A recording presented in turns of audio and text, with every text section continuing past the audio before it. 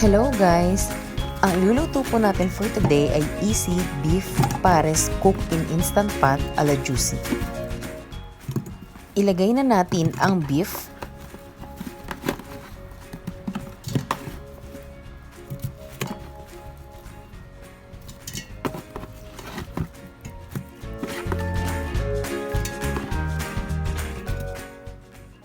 Isunod na natin ang luya,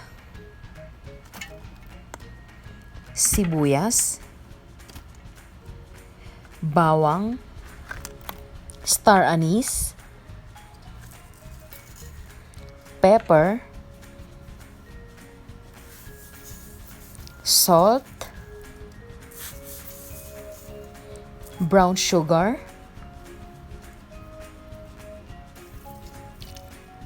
patis,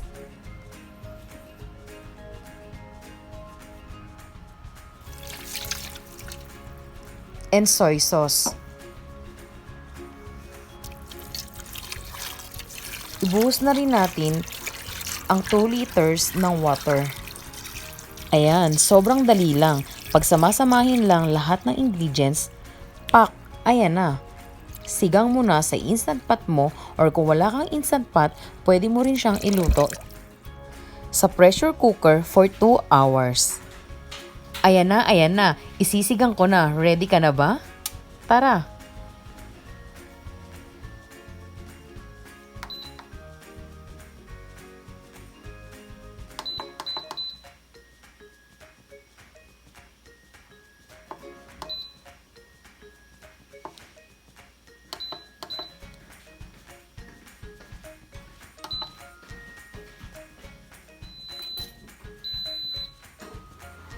After 2 hours, ayan na ang itsura niya. Sobrang lambot niya. Try nyo na. Lusawin na natin ang ating cornstarch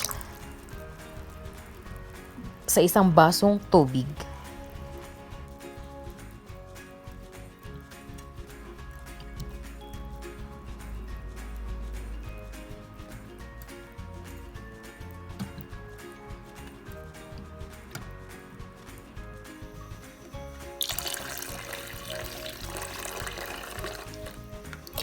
Ilagay na natin ang cornstarch pampalapot sa ating beef pares.